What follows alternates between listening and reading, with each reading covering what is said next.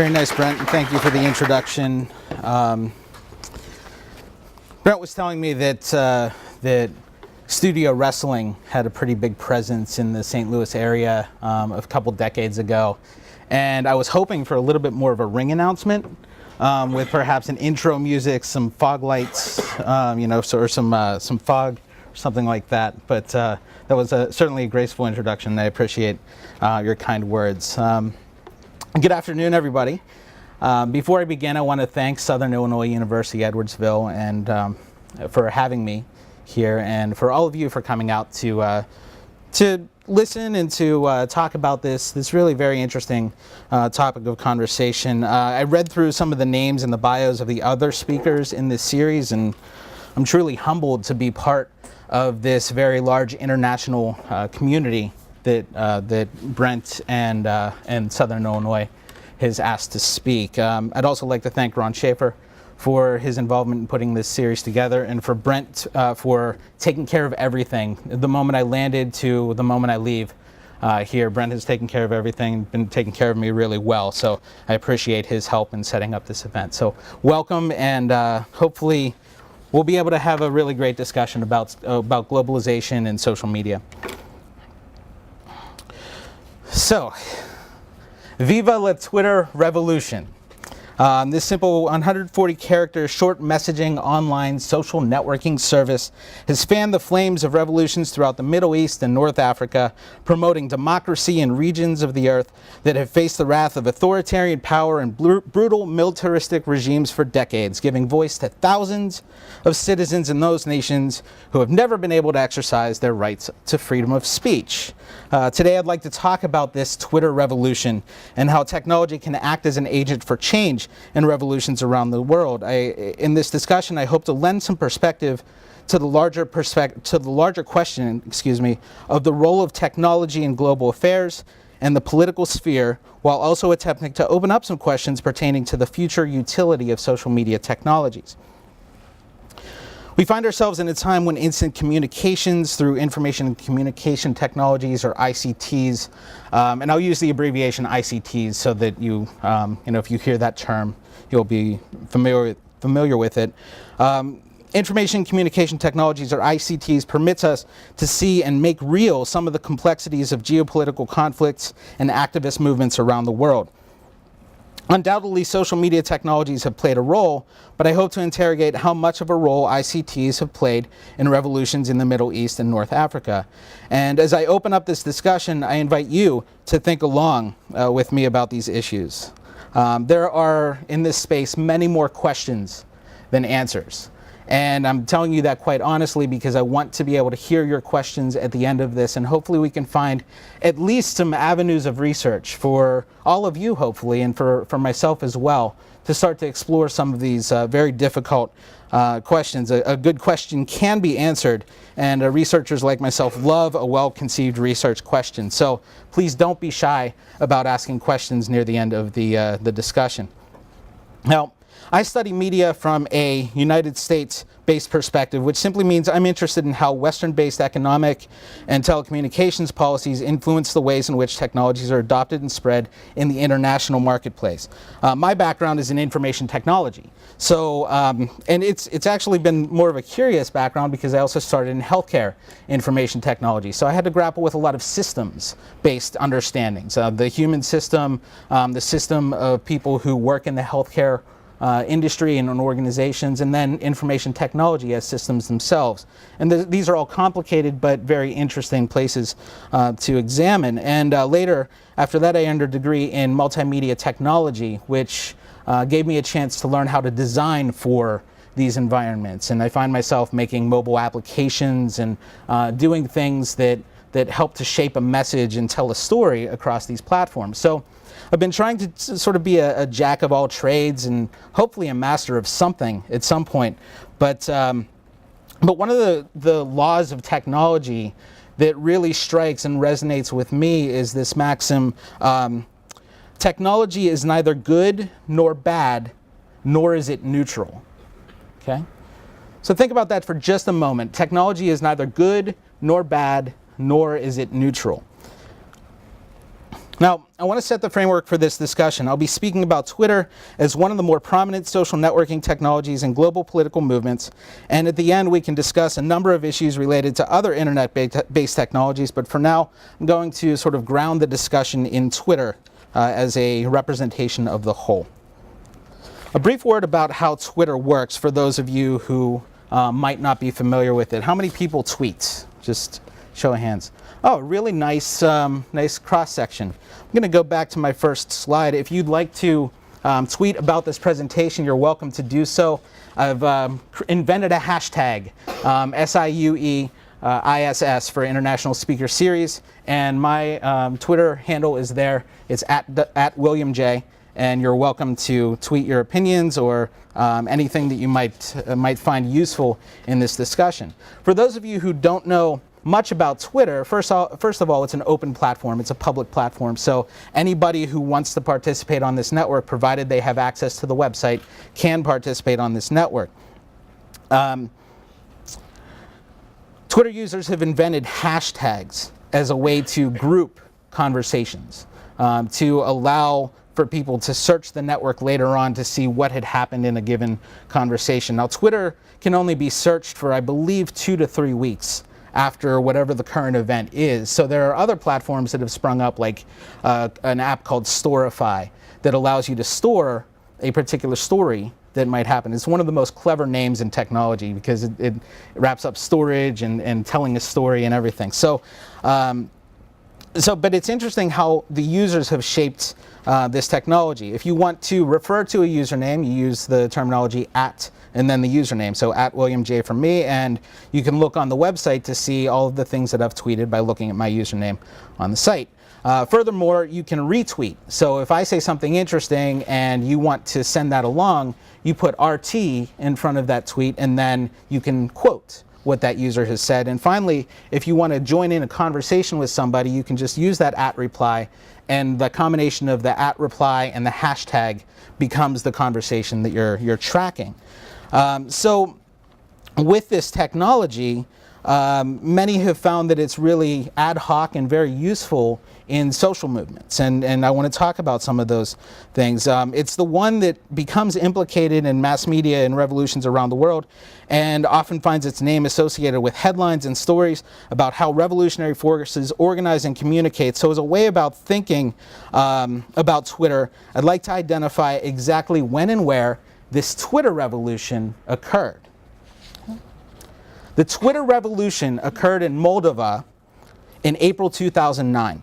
Moldova is a tiny, largely landlocked former Soviet Socialist republic tucked between Romania to the west and the vastly larger nation of the Ukraine to the north, east, and south. In 2009, after several years of continued rule by the Communist Party, and on the heels of a bitterly contested election, progressive protesters, losing patience with the country's lack of a democratic process, organized a flash mob in the center of Moldova's capital city, Chisinau. Now, a flash mob is when a lot of people get together all of a sudden and start to do something in a public space. You've probably seen dance crews get together and formulate flash mobs where all of a sudden they sort of emerge from a public space and start to perform a public dance. Well, that's one form of flash mob, but it's certainly not the most interesting form. And I think the things that happened in Moldova were interesting in the more political regard. The central organizing force of this flash mob was a 25-year-old Moldavian journalist, Natalia Morar. And she organized the protest by using social networking technology, including what was a relatively new technology of Twitter, a platform that had, up until that point, been largely underutilized. Supporters of the progressives began tweeting about the protests using the hashtag PMAN, and they denoted their allegiance to the demonstration and alerted other followers to in their network about the protests in Chisinau. In other areas of the country, protests also sprung up and organized, and this was indeed a Twitter revolution. On her LiveJournal blog after the protest dissipated, Ms. Morar said that she had organized a peaceful protest and was not responsible for any violence. Meanwhile, Moldova blamed its neighbor, Romania, for bringing up some deeply entrenched rivalries between the two factions in the country, and these nationalist tensions were blamed for the unrest, and to date the Communist Party is still in power. So I will remind you that my role is not to explore Moldavian politics, but to identify exactly when and where the Twitter revolution occurred. And the Twitter revolution occurred in Iran in the summer of 2009.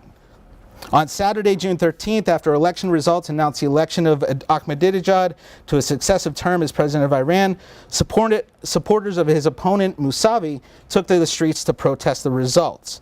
On June 14th, one day later, the Basij paramilitary group raided Tehran University, and on June 15th, millions of protesters marched on Azadi's streets as Mousavi made his first post-election appearance. Now, Mousavi supporters posted videos of their actions on YouTube, and they bore witness to brutal crackdowns from the pro-Ahmadinejad military who were loyal to him. And as the Iranian government tried to squelch the spread of these messages outside of Iran by locking down telephone communication systems and SMS systems, or short messaging text-based systems, the Iranians just took to the internet and found that Twitter was still available to them and started tweeting about the movements that were happening and the things that were going on in the country. The word began to spread, and as you see from some of the icons on these tweets, people started to change their Twitter icons from their standard color to green to signal their allegiance with the green wave, as this protest was called.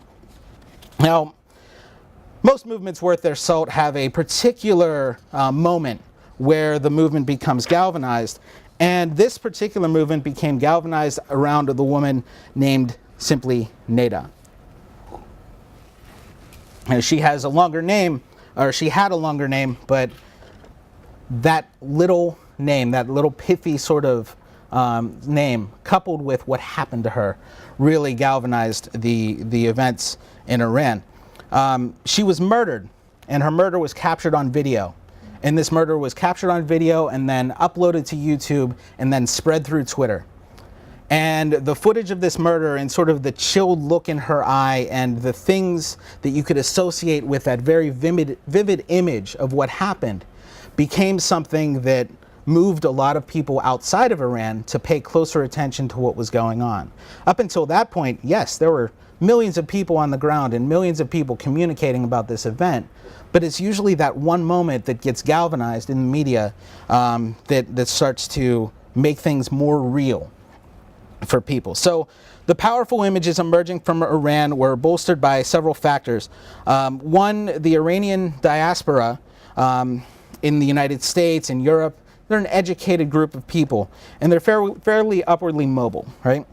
So many have access to ICTs and pervasive internet access, and YouTube also, for their part, enforces no restrictions on what can be broadcast through their network within certain reasons that emerge from primarily United States-based law. So YouTube encourages sharing, and so the video found its way into Facebook and Twitter and blogs and to journalists the world over.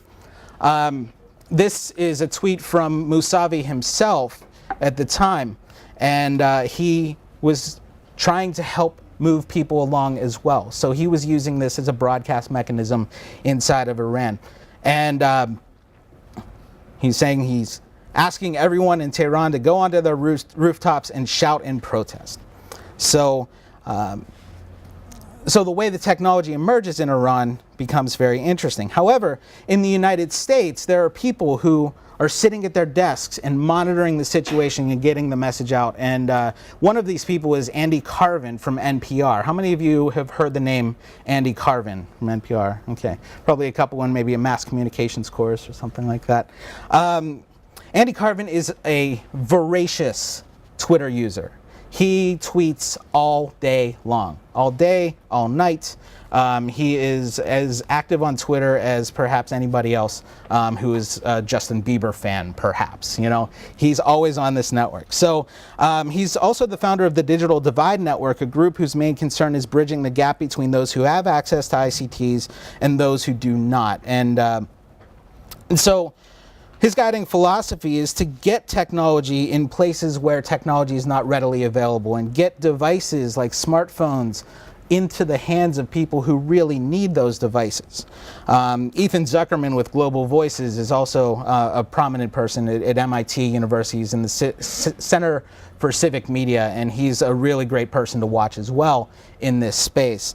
During the time of the Green Wave in Iran, Andy Carvin reached a retweet rate of nearly 1 per minute, sometimes up to 1 every 15 seconds, just announcing and broadcasting what was happening. Now, I mentioned that he's from NPR, but his role on Twitter is completely separate from NPR. So he acts as an independent individual journalist, but he also has institutional responsibilities. And so if you think of yourselves as journalists who are up and coming, you start to think about what Twitter means and your Twitter presence means to your future career. Now, Twitter is a commercially operated network at the heart of this movement, and ostensibly, Twitter remains neutral while the users of the network can converse how they like, whether as friends or activists. But in 2009, Twitter had some scheduled maintenance that they needed to do, and the State Department really didn't want them to take the network down. So all of a sudden, Hillary Clinton, as head of the State Department, decides to call up the Twitter folks, or her group calls up the Twitter folks and asks them not to take the network down because of its vitality in these movements in Iran. And so a number of things happen here.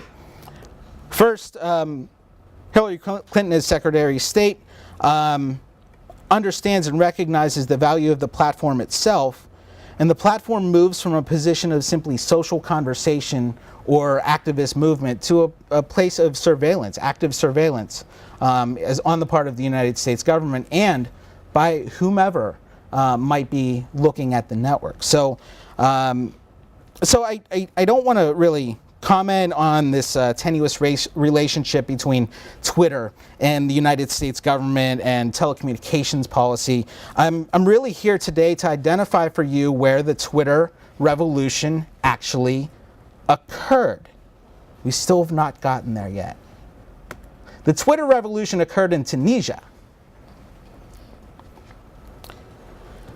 The self-immolation of Mohamed Bouazizi, whose protest of the conditions of employment and work in Tunisia underscored the oppression of the ruling Ben Ali regime, served as an organizing moment in the movement to overthrow the dictator who had occupied the office from 1987 to 2001. The Tunisian Revolution and its success was the first in a wave of protests that swept the Middle East, leading to what is now known as the Arab Spring. These protests emerged from reports of high food prices and substantial unemployment gripping the countries in the region. And his self-immolation, he set himself on fire, if you're not familiar with the term. His self-immolation ended up being this pivotal moment in how these revolutions took shape. But another organization factored into this. WikiLeaks had obtained and released information that was crucial to the Tunisian government, basically exposing the amount of corruption at the highest levels and how much the financial interests of Tunisia were wrapped up in Ben Ali's regime and his family members and that sort of thing. And so, you know, these high prices and the inability for a common street vendor to make a living, coupled with the information that, being held in an organization like WikiLeaks, who, if you're unfamiliar with WikiLeaks, they operate sort of supranationally. They don't really align themselves with any one particular nation. They go wherever the information will be most safe and most accessible. And there are certainly a lot of problems we could talk about with regard to WikiLeaks in this group, and I'd love to talk with you through some of those things. But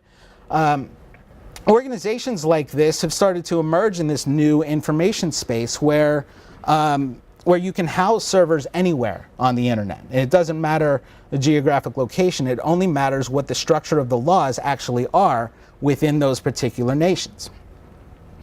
So international law, network communications, organizational savvy, accessibility to information, a spirit of trying to move information through a network so there are multiple copies of this document so it never goes away. All of these things are tenets of how information tends to flow in deregulated or unregulated internet spaces. And so, so these supernatural. I almost said supernatural. It would be cool if WikiLeaks was a ghost. Like it could not be found at all. It just could like disappear into the vapor. So I apologize for that. So I'm not here to talk about supranational organizations with no clear national allegiances. I'm not here to speak about the way WikiLeaks leverages its position outside of national control structures to provide a repository of information sources or its potential to challenge global hegemonic structures. I'm not here to speak about information freedom theory or how information is subject to enclosures or censorship by governments or just the whims of a particular political interest. I'm not really here to talk about that stuff. What am I here to talk to you about? I'm here to talk to you about when the actual revolution occurred. And the Twitter revolution occurred in Egypt in 2011, as the world bore witness to Egypt's struggle to emerge from the rule of the Mubarak regime.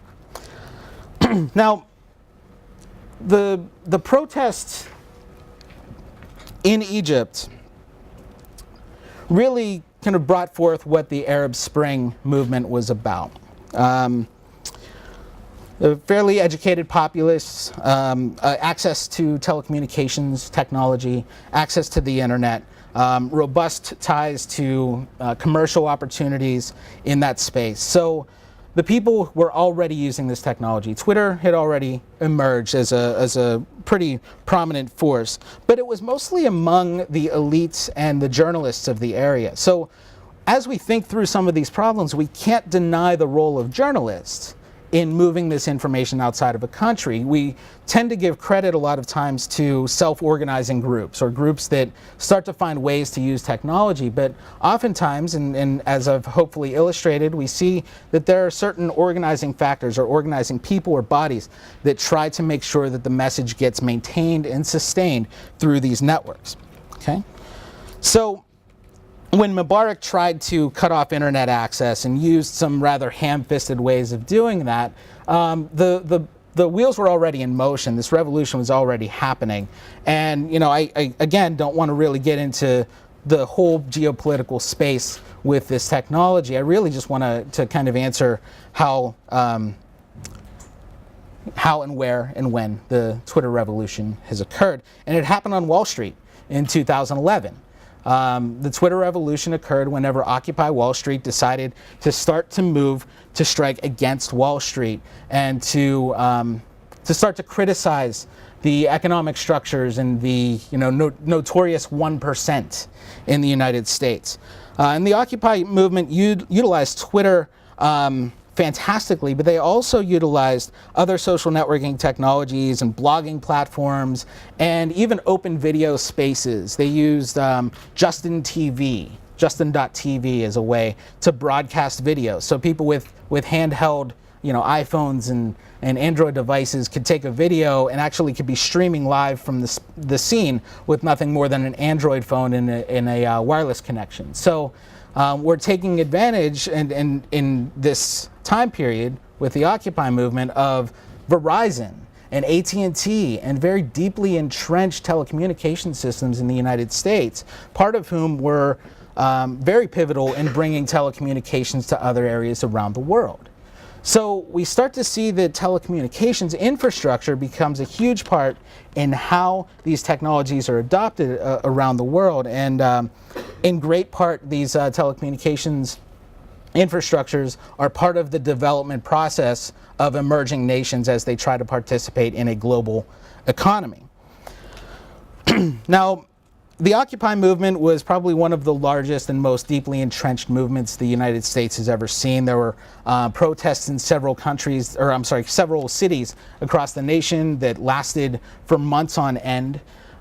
There are still protests that occur to this day that are tied to the Occupy movement. Also involved with this movement is a company called Adbusters. They're a Canadian magazine, and they're a Canadian anti-capitalist collective who is trying desperately to make some honest critiques about how capital flows and global communications actually occurs. So anybody with a video camera enabled cell phone in one hand and a protest sign or even a rock in the other time, or a rock in the other hand, can be combatants in the world, because in one way they might be interacting with people in their physical space, but at the same time they're broadcasting this stuff out to the world, and there are people watching. And it's not so much that they're broadcasting, it's that people are starting to look. Okay? So which of these previous stories could we properly classify as the Twitter revolution? Which one? All of them. Or perhaps none of them. Perhaps none of them. Now, and that's my contention. I'm sorry for the microphone bonk on the video. My contention is that none of these are Twitter revolutions, and really none of these are social media revolutions. These aren't the movements of a particular technology. These are movements of people. And I believe, quite frankly, that anything that gets ascribed to technology as a revolutionary factor is quite simply a myth. Now, Roland Barthes, a French philosopher famous for his work in semiotic theory and semiology, or the study of symbols, parsed this distinction between reality and myth in a series of essays released in 1957 in a volume titled Mythologies. In his description of how myth operates, he observes that myth hides nothing. Its function is to distort, not to make disappear. So in expressing this statement, Barthes suggested the vital processes through which history is made are often obscured and distorted by the stories that extend from the historical event itself, often defined not by the change itself, but by the images and the symbols that remain in the collective conscious long beyond the historical moment. So when we think of Twitter or Facebook or NADA or WikiLeaks, we conjure this imagined sense of what this revolution actually was. And while the popular media discourse surrounding Twitter's role in revolutions emphasizes that technology is a determining factor, the linkage between the technologies and the revolutionary process obscures and minimizes the role of those actually on the ground working diligently to sustain changes across these regions in the Middle East and North Africa. So as we look at the 5 events that I described as Twitter revolutions, we see actually 5 very distinct global political climates. You know, we have the Communist Party in power in Moldova. We have the Green Wave, who continues to move and operate in Iran. We see a democratic process emerging in Tunisia. We see democratic elections in Egypt. We see, even in the United States, the Occupy Wall Street movement having a direct effect on the elections in this past cycle. So what I'm trying to express is not that the technology has a power in this in and of itself. It's how the technology is used and how the technology can be linked to other systems and to bring about conversation across multiple platforms and multiple people across all of these countries to make a huge difference. In many cases in the Middle East, one of the things that people are fighting for is the basic right to speak. You know, the basic right to have their voice heard, to sort of break free from certain media structures that are either state-run and very difficult to broach, or they're structures that are not permissive of certain aspects of technology. You know, I was looking at a resource that showed that Egypt actually doesn't have very many censorship laws on the books for their technology. And that could play a huge part.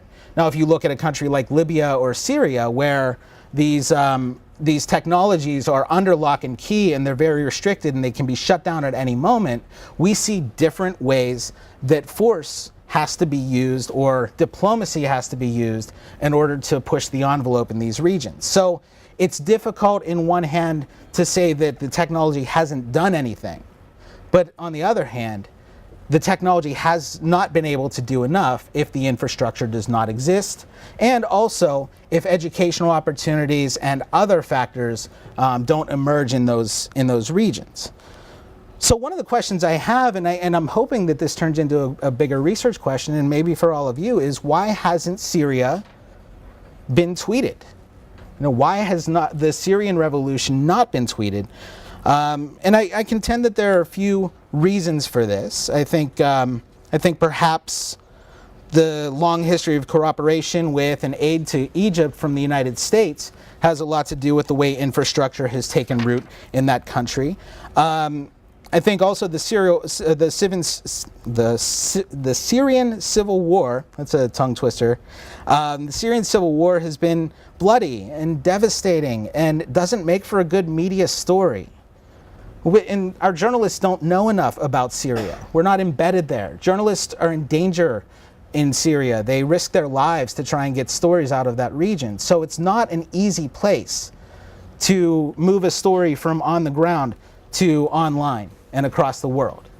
The technological infrastructure can be shut down very easily, and there are a lot of factors involved with that. So beyond the dimensions of this actual conflict, these types of soft issues, or actually even hard issues, telecommunication infrastructures, but also educational opportunities and freedoms of speech and laws on the books in these nations contribute a lot to how technologies can be used. So, Twitter in the United States and how we experience it occupies a sort of public sphere, where we can begin to have conversations with people that we've never met before or have spoken to us for about 30 minutes about a topic that we're marginally interested in or have been brought here because we're in a particular class. And I appreciate you being here and hanging with me for this long. I have some other things to talk about with relation to Twitter. This public sphere becomes very interesting. We hear from a lot of people who we might not have otherwise heard from before.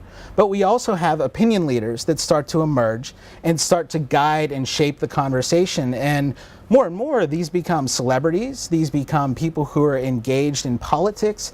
These are people who are just really trying to make a name for themselves in the world. And oftentimes they're just Justin Biebers. They're just commercial actors who are trying to get a product pushed into the media market. So, going back to the idea of this Twitter revolution as being a myth, I want to underscore the importance of a greater system of organization that uses social media and social networking technologies to enact revolution. And I think it's insulting, frankly, to those movements that Twitter is ascribed this place of prominence in how these movements occur. I think undoubtedly the people who worked to get the message out through Twitter are thankful that that platform exists. But I do also think that there are some problems with Twitter and others like it being sort of the central technology within this group. So you may observe that Twitter allowed people in Tunisia to organize protests and move quickly to get the message from a central location to multiple regions in the country, and you'd be correct about that. You'd observe that the story of NATO would not have spread as quickly or as powerfully had it not been for the role of Twitter as a conversation platform that moved things along, and you'd be correct about that. You might also observe that Twitter made a difference in the amount of attention given to these revolutions, and you might be correct about that. And the odd thing is, the mainstream media, the 24-hour media, CNNs and MSNBCs, they're following Twitter. They're not breaking stories anymore. Arguably, they never were, but they're not breaking stories in the way that you might expect a lot of investigative journalists to operate. It takes these independent people who have a deeply entrenched political message to try and make things happen in these networks. So the journalistic rhetoric surrounding Twitter often outlasts the effects of these revolutions themselves. We're still talking about Twitter revolutions, but none ever existed. Now, the United States occupies a curious role in this as well. The United States has a lot of power, and I think that's unmistakable. And we might encounter myths of self-organizing flash mobs and and the position of Twitter within the mainstream. And, you know, the Twitter network itself finds itself beholden in this legal position to the United States. And when the State Department comes calling, you have to pay attention. You know, your livelihood as a company is on the line, and you have a constituency of millions of people who are using this technology to operate. Not only operate personally, but to operate their business interests as well. So Twitter's at once beholden to its stakeholders, to its shareholders, to its advertising clients, and to government relations or regulations. And what once we might have imagined as a tool for activists has now become a tool for mass media and commerce, a fact not lost on the more politically engaged actors in the Occupy Wall Street movement or in the Green Wave. They look to Twitter now as one tool in a vast arsenal of internet-based technologies, but they also rely on encrypted networks and Tor, T-O-R, and that's one that you should probably look up at some point. It's an encrypted network that makes it very impossible, or nearly impossible, to track who is using that network at any given moment. VPNs, virtual private networks, also become technologies that are used. And these are not networks that we're going to see. We're not going to see these things on Twitter.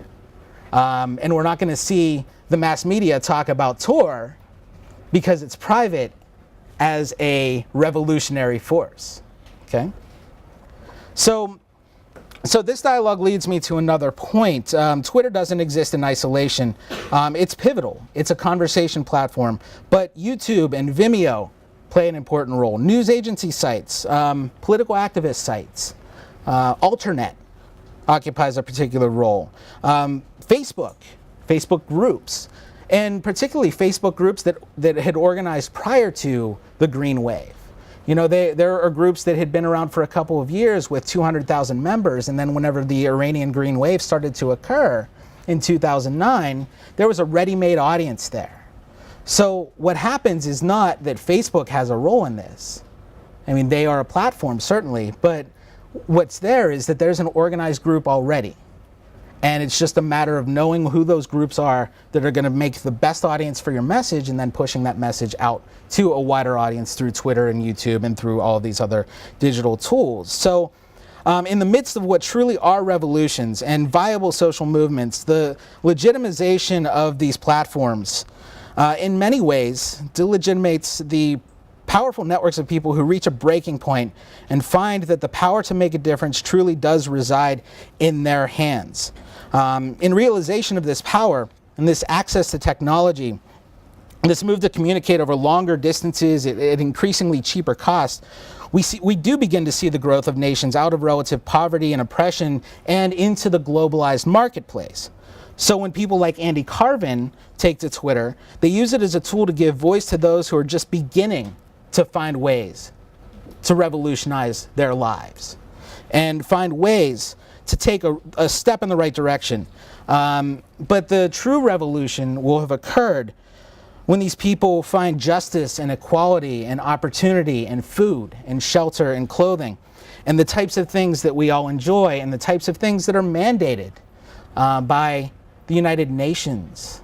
You know, there's a policy enacted in 1948 that says the people have equal rights, human rights. And I mean, it's well over 60 years after that. And we're only starting to see these types of things emerge. And I think it has a lot to do with how we communicate and what we actually can see. If you remember, 1948 is whenever the television first emerged as a public medium. So consider that for a second. I think that Twitter is a step in the right direction, but the freedom to speak is much more important in this role. So that Speech Act serves to open the activist's voice to the world and to strike against the regimes aiming to control that method of speech. And so as long as people desire freedom of speech, people will continue to shape technology to make those speech acts reach a more powerful audience. Now, I mentioned that Twitter is commercial. I have this book that was published in 2008 called The Twitter Revolution, and I know the text is a little bit small, And it says how social media and mobile marketing is changing the way we do business and market online. Forward by Robert Scoble, who is also an avid Twitter user and is really big in the technology circles and interactive circles. These technologies emerge from a US context, and they have a lot of utility. But as Google and YouTube and Facebook and Twitter continue to grow larger and exercise their own forms of control over the content and the use of the network, issues like privacy, information security, and even censorship start to become a huge part of the dialogue that we have to have in the United States and in the Western commercial world. Broadcast technologies have had to confront these things for years, these ideas of censorship. And you know that sitting here in this room right now, the last place you look for anything that's current or new is going to be a broadcast technology, right? There's nothing there. It's all happened already by the time it makes it there. Now, they are very good at bringing you multiple perspectives, and they have a really wonderful business model. But the real things that are happening are in networks that aren't going to be even viewed by the mass media. So less cash-rich organizations and NGOs and nonprofits and the like are starting to feel this push of capitalism down on networks like Facebook and Twitter. Twitter needs to operate as a commercial entity in the United States. Well, I guess it doesn't need to, but it certainly does. Facebook doesn't need to act as a commercial entity in the United States, but it does. And so now, if we look at the Facebook platform and the new push to have people pay to promote posts on that network, let's think back to 2009 when Iran was using that network. Would it have been the case that people in Iran who needed to galvanize and organize this 200,000 person strong group on Facebook would have needed to pay for every post that they wanted to promote to get that message out to that network? This is a huge question, and it's starting to become more real as the push towards profit trumps the push towards communicating. Okay? So we really must continue to examine the way technologies emerge and the system of ownership within which these technologies operate. This is largely from a United States context, but other nations like China are starting to develop and roll up these networks, and China has a different geopolitical environment in and of itself. There's this giant Great Firewall of China that the Chinese government doesn't even acknowledge, but everybody in China who wants to get access to stuff that we have in the United States is painfully aware of that. And so the Chinese use things like VPNs and Tor network and other things to get movies, to participate on Twitter, to do all these sorts of things. Or maybe even get a video game when it's released to the public over here. So a lot of these things are shifting and changing. And I have two more comments before I open it up to the crowd. First, I mentioned Justin Bieber, and I know that you might think of him as a punchline, but he's sort of the poster boy for how celebrities emerge in the United States and Canada and then internationally. And this is the new way of commercialization. You also have noticed that any program that you watch on television has a hashtag at the bottom of it. And many of you have probably learned of Twitter from the way that celebrities have implored you to follow them on Twitter so that you can keep up with the real housewives of wherever they're from. Or to think about, maybe what's happening in the elections or in debates prior to elections. So it's a conversation platform, but it's very much a commercial platform in the same breath. So as I examined this myth of the Twitter revolution or technological revolutions and the characterization of technology as a revolutionary force, I hope that I gave you some things to consider. But ultimately what I'm asking you to do is to consider who has the power in these situations. Who are the organizations and who are the people who hold the power to shape the way that we communicate.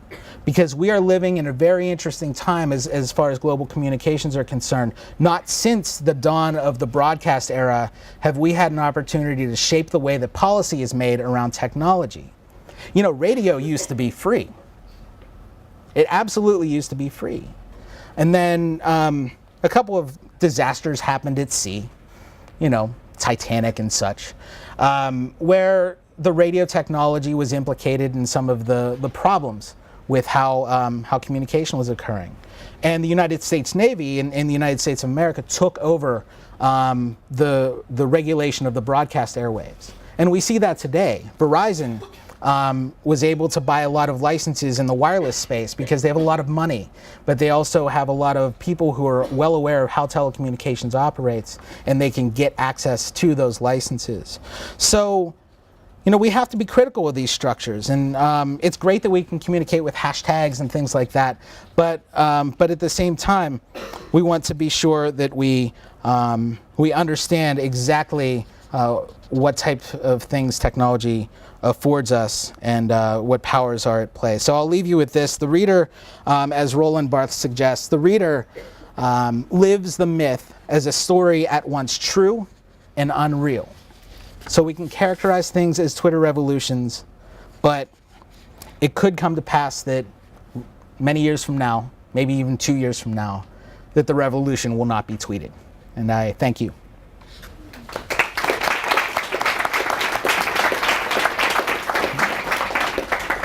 And please, questions? Yes, questions.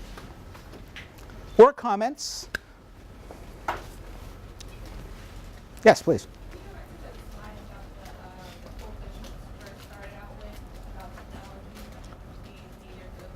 Absolutely.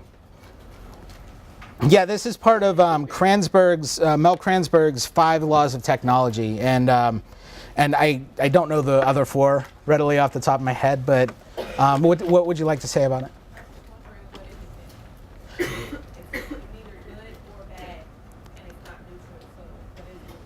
It's a good question.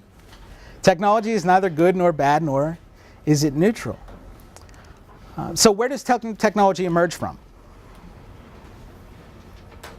Inventors, people who want to shape technology to do something interesting. I mean, there are many people who want to make stuff, you know, and then whenever these technologies become networked and you have the ability to communicate over these networks, suddenly there are a lot of factors that go into that. Political factors, ownership factors, national interests, etc. And so that's where, you know, technology might not be good. You know, we might have unleashed the internet onto this unsuspecting world, and the world was not ready for it. You know, there are people who blame the internet for a lot of the ills of society.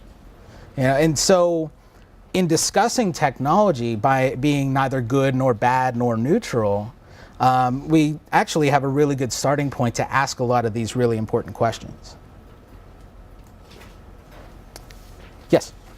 I think you mentioned it briefly when you said, talked about the technological divide, but what impact do you think it has that, like, the most marginalized people in all of these countries still, they don't have access to Twitter necessarily. It's only a certain section of the population that has that access. So what do you think? Do you think that kind of undermines its use, or do you think that will, like, keep it around, that there's still people that aren't, you know, able to access something?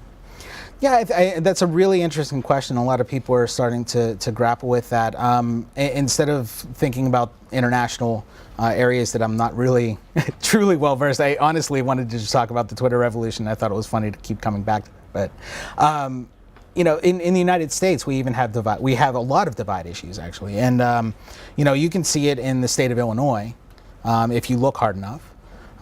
You can see it in the state of Texas, where Texas is a border country. And there are large stretches of the country that have had traditions in agriculture and that sort of thing. And yet in Texas, telecommunications is largely under control of a couple of organizations. And they'll build out infrastructure by mandate of the public good, but they might not turn it on. You know, there are places in Texas that have phone lines and internet access and that sort of thing, but it's up to AT&T or Time Warner or whomever to determine that that place is profitable in order to get that technology out there. Wireless is a little bit different, and I think a lot of people are starting to see divide issues being addressed by access to wireless technology. So African Americans and Latinos use cell phones as their primary access point in the state of Texas from studies that I've read. There's good and bad to that, because it's still a commercialized version of the internet by and large that we see, or we're looking at apps. So are these truly communications mechanisms, or are they just sort of profit centers? But it's a huge question, and keep researching it if you find interest in it. Yes. Question about this. I grew up with the internet and its rise to prominence. So basically, watching it come up, but all of the interesting and good applications that I've ever seen have been implemented, sometimes with altruistic purposes, but have always grown, hopefully, into commercial enterprises. So things like Twitter, which is readily accessible and great, have commercial aspirations. So I'm wondering, how do the commercial aspirations of these mediums basically color the content of these mediums? Because you can have people tweeting about revolution all over the world, but if it violates the terms of service, there's going to be a certain amount of censorship that happens. And is the information that's coming through dictated by those terms of service so that Twitter ultimately can be a viable company and make money? I guess that's sort of my wonder of that. Is the information that we get there, is it as raw as we think and hope it is? In the moment it is. I think in the moment, as long as the question of access is certainly important, but once you have access at that moment, whenever these revolutions are occurring or there's circumvention, that's the other thing I wanted to talk a little bit about, is that activists will circumvent technology without question. And that's part of where some innovation actually occurs, is in how you circumvent technology. So the Tor network wouldn't even be an issue if digital networks were not censored, or not policed by copyright holders or things like that. So back to your question, the drive to commercialization is certainly a huge factor. I think it's it's part of the question that we faced for a long time with media. Is media a public good or a private good? And there are these big questions that are difficult to answer. I think also there's a tipping point, and I kind of backtrack on that. I don't really like that term, but I think there's a moment whenever commercialization becomes a higher priority than at some point the people who are putting a lot of money into these systems want their money back. So Twitter might have enjoyed a lot of freedoms at first, but now they're gonna face a lot of pressure. One last comment. There was a social network called Diaspora. Had anybody heard of the social network Diaspora? Yeah, it had about 2 users. You and I were just having conversations back and forth on this network. It was a social network that was conceived as, okay, we're not gonna be commercial. We're going to figure out a way to do this just based on the resources that we all have, and just kind of collectively make this network. And it fell on its face because people, obviously you need some money to operate. So, and then rule by committee doesn't always do exactly what we want it to either. Other questions? Great questions. What's it? Are we done? Oh, we're at time? I think Okay. we still got a little bit of time for a couple questions. Okay. Somebody over on that side? Yeah. You said all the social media sites that have kind of come and gone. Do you think Facebook and Twitter are the ones that are here to stay as the dominant players? That's a great question. I wish I had that crystal ball. I would know exactly where to invest my money. I think Facebook, in some form, might still be here, just in the way that MySpace is still around. I think MySpace had a lot of trouble because Fox looked at it as, oh my God, there's a huge audience of millions here. And so News Corp, the parent company of Fox, bought MySpace and just wrecked the place. So it was a disaster, and it's only starting to reemerge as a certain platform. I think Facebook is is doing all that it can to toe that line between being a social platform and a commercial platform. And they're willing, at very least, to allow their users to influence terms of service and to talk about the ways that the technology is used that they might not be aware of. So in the realm of this social, when there are so many voices and there's sort of a wisdom of the crowds that tends to emerge, we can actually shape corporate policy, not just public policy in these spaces. Facebook might last. Twitter might get bought. Twitter might get rolled up into some other larger company, and that's the other big question is, at what point do we start asking the same questions we asked of Microsoft in the 90s about antitrust? If Google buys Twitter, and there are just these two networks, then is there room for competition too? Good enough? All right. Last Yes. question? What's the next top of technology you think might be in the offing? Oh my. Because it took us a couple years. We heard about Facebook, and before we finally got on, same with Twitter. Mm-hmm. What might be the next big thing? Some people are talking about hyperlocal. The uses and applications of technologies on a very, very hyperlocal level. So, companies and Google is trying to maximize their opportunities in this space where, they've actually given free pages to businesses so that they can be better located on their Maps platform, so that their Maps platform is better than Apple's. So they bring in they're very populist, Google. They bring in the people, and then they build the technologies on top of what the people want in hopes of spreading these things. So I would say localization primarily, and then an internationalization as well. So entering linguistic spaces and that sort of thing.